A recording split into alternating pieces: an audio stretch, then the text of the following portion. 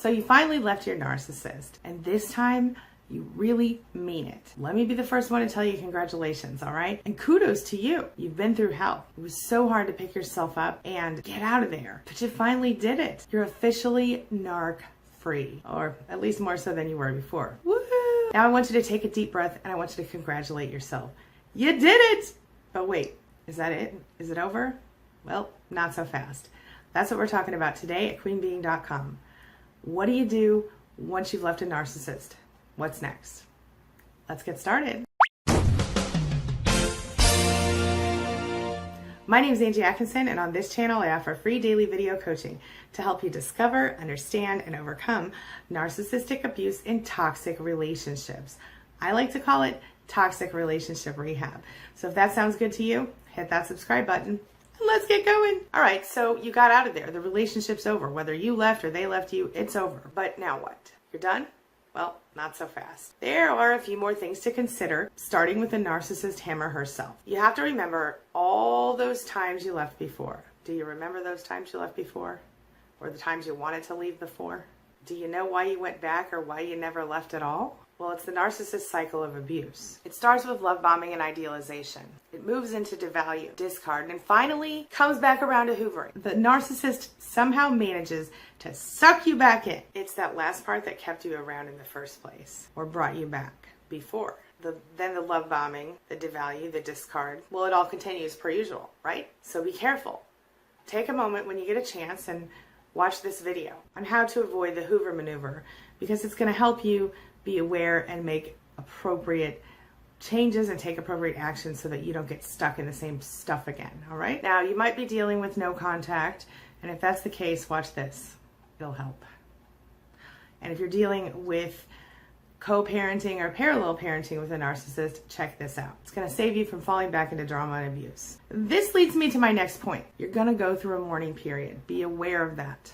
There are going to be ups and there are going to be downs. It's going to involve the standard 5 stages of grief: denial, anger, bargaining, depression, and acceptance. Watch this video and get the scoop. Now, since you're no longer falling for the narcissist crap and you're getting through those grief stages, you're going to want to be careful of one more thing. Don't let the narcissist keep having free rent in your brain. Clear your mind every time you start thinking about the narcissist. Take a look at this video for some tips on how to do that. But what now? Well, let's talk about energy and how it affects you and what effect your emotions have on that stuff, shall we? Watch this. What's the link between emotion and energy? If you want to start feeling more energetic and getting more done, think about the way you're managing your emotions. Emotion and energy levels are intimately linked, and understanding this connection is the key for many people who want to feel awake and productive. Why does emotion affect our energy? The brain is essentially a large web of connected neurons, which psychologists call the connectome. The connectome fires as we experience various things in the world or as we remember certain things. This then creates a variety of different subjective experiences for each of us. At the same time, our brain's unconscious processes pay close attention to the nature of what we're focused on and then produce neurotransmitters accordingly. So if what you're seeing is important, your brain will produce things like dopamine, which makes us feel more motivated and helps us to remember things better. If what we're seeing makes us scared and is associated with pain or bad things happening, we'll produce norepinephrine or adrenaline and become more focused and anxious. These same things then in turn affect our energy levels, and when we're alert and focused, this triggers changes in the sympathetic nervous system that increases our heart rate, our circulation, our muscle tone, all to make us switched on and productive. On the other hand, when something seems dull and uninteresting, our brain tells us we're safe and we can go back to relaxing. The brain will produce GABA and melatonin, which settles us down and makes us sleep. The optimal emotional state for energy. Let's start there. Boredom then is absolutely fatal for energy levels. So if you're feeling exhausted and burnt out, one of the very best things you can possibly do is switch up your environment. or just do something to make the task you're working on right now more interesting. This will immediately tell your brain something interesting is going on, and you'll be able to become more alert and awake again. This is also why depression and sadness are so bad for your energy levels. So when you're depressed, when you struggle to be interested in anything you care about, by doing something that makes you happy, you can produce serotonin and oxytocin, which will make you more positive and interested again. This is why spending time with friends, laughing, or even exercising are so energizing.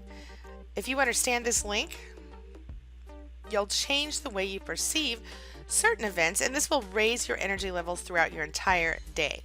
Seriously, what do you think about that? What about your environment? How does that affect your energy? How does your environment affect your energy? Well, let's talk about that. Watch this. So how do you set up your environment for a better self-image? Well, our environment dictates how we will behave. If we live in a bad neighborhood, we will always be on the watch for crime, right? Crime, of course, happens in good neighborhoods too, but the chances are far less. Environment is going to play an important role when we're trying to set up a positive self-image. The wrong settings are going to make it a lot harder to accomplish. So I'm going to give you a few tips to create an environment that raises your chances of success. Start with meditation. While it's more of a mental setting, meditation can certainly be a great way to clear your mind. Focus on good mental images and also reduce your stress. The benefits of meditation are numerous. For instance, people who meditate reduce their risk of disease. They tend to be less depressed, they tend to have less anxiety, and maybe the most important benefit is the control of mind that you get out of meditation. It's a crucial aspect to maintaining a positive self-image. Your mind is clearer, your memory is better, and you can focus more easily. Avoid negative people. That's important. If you are constantly surrounded by negative people, it's going to be hard not to get sucked back into that negativity. The very best solution, my friend, is to avoid these people altogether.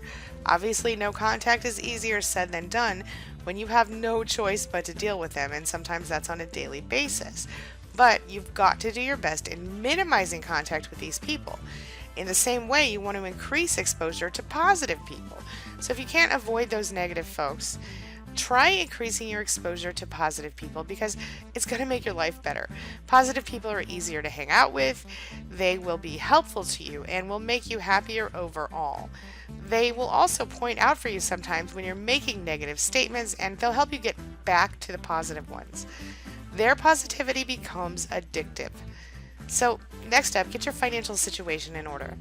One of the biggest stresses that all of us have in life sometimes comes from not having our financial situations in order. So you've got to take the steps necessary to make sure that this issue is handled in your life. If that means you've got to work more hours or take on a second job, then do it. It's what you've got to do.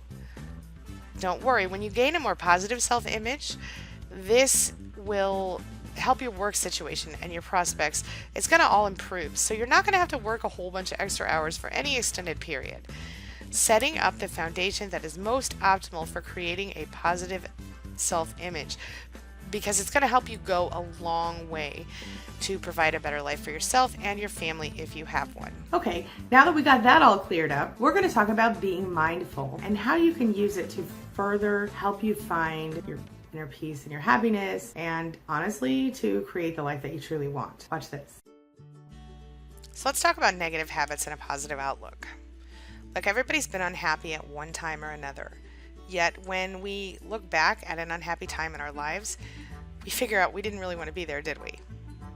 Did you actually want to be unhappy? See, unhappy people, they don't want to be unhappy. They are just the same as successful, happy people. They want to achieve goals and get where they want to be. They want to make their dreams a reality, and they want to change their own personal circumstances in the process. In short, unhappy people want to be happy. So why aren't they? The main reason for this is that unhappiness produces stressful and unhappy emotions. This stress and these emotions combine and create unhappy people. It causes them to take actions that keep them stuck in that very situation that makes them unhappy.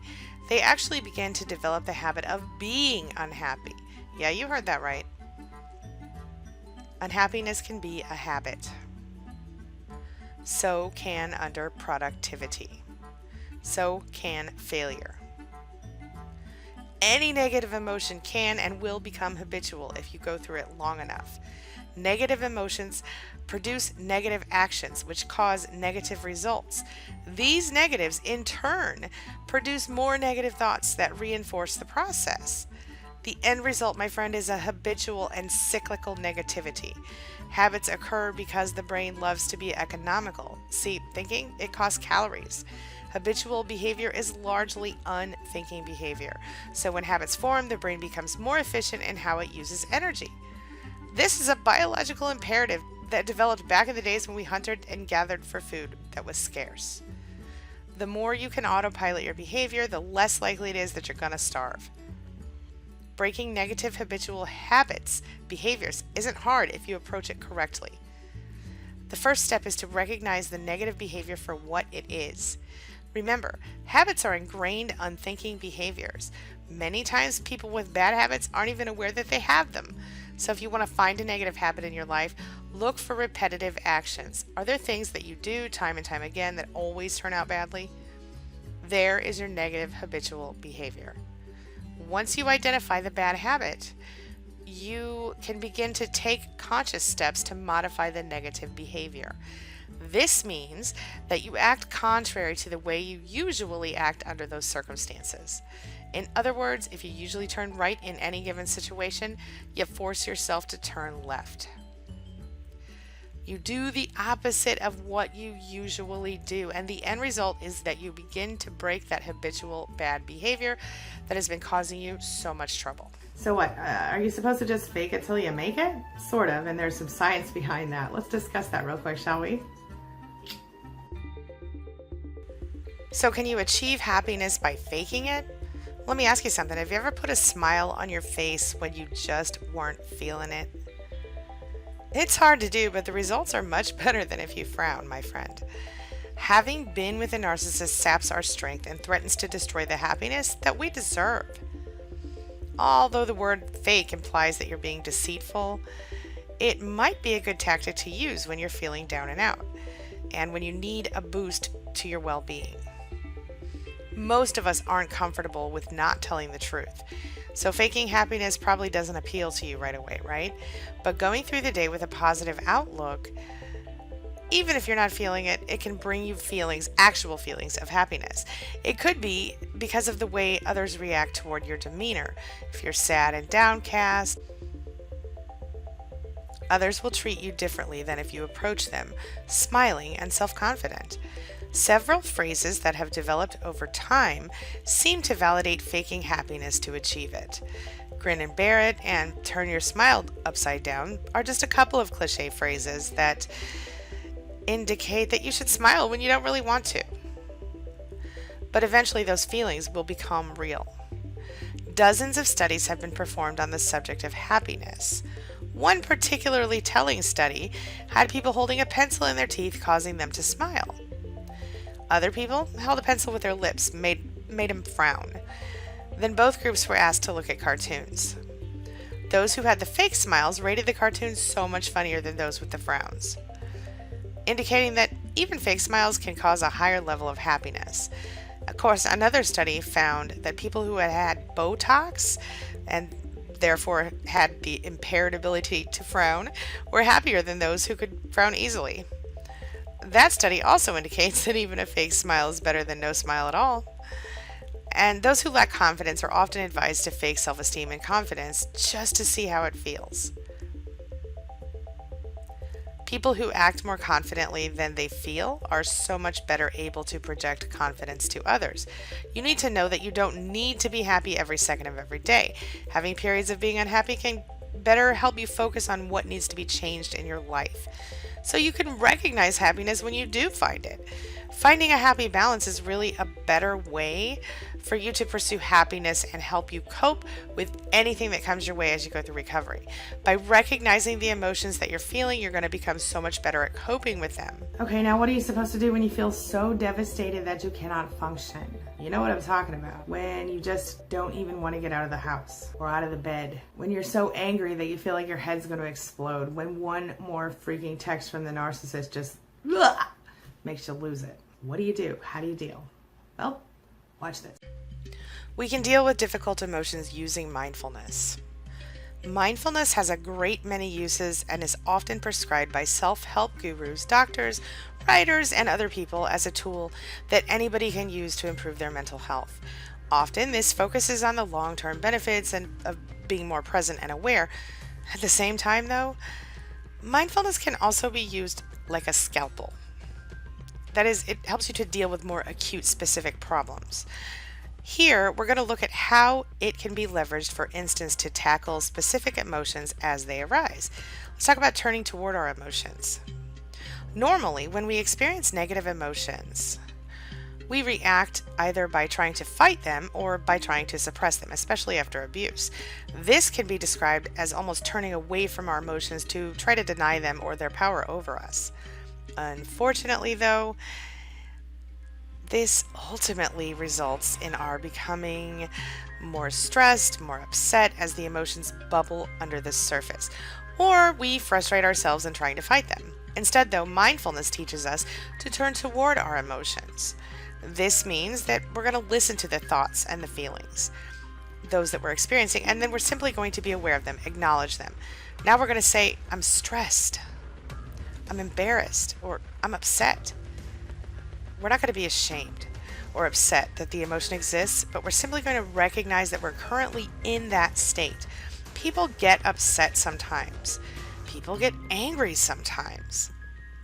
But if you're simply aware of your condition, then you can be aware that maybe the thoughts you're thinking aren't completely objective. Even more so, what you should do is keep hold of the knowledge that emotions aren't permanent. In other words, you're feeling angry right now and it shouldn't be taken too seriously.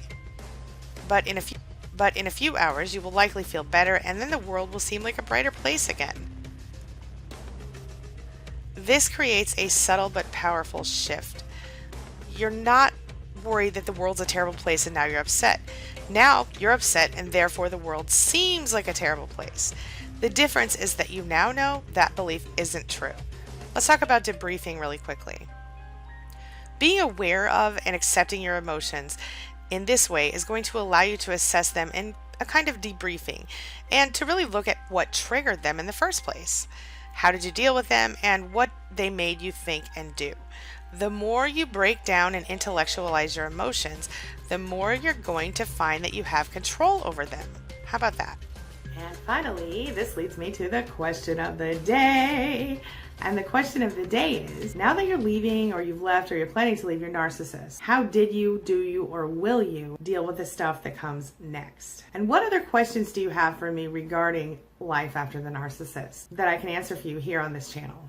Let me know and I'll do another video about it in the upcoming weeks. Leave your thoughts, leave your experiences and your ideas in the comment section below, and let's talk about it. Let's get a really good discussion going. This is important stuff. Now, if you're still working on leaving, go ahead and go to queenbeing.com/plan and pick up your free downloads. There's a checklist and a guide on how to leave a narcissist, and it's free. No login, no subscription required. Just download it. All right?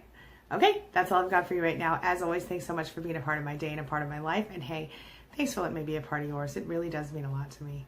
I'll see you soon. It's my mission to teach others what I know to be true.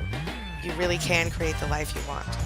Take care of your body, take care of your soul, nurture the real you, and introduce him or her to the world. Be comfortable in your own skin and in your place in this world. Take your spot, take it now, and the universe will take its cue from you. You feel me? If so, subscribe to my channel. Let's get it done together.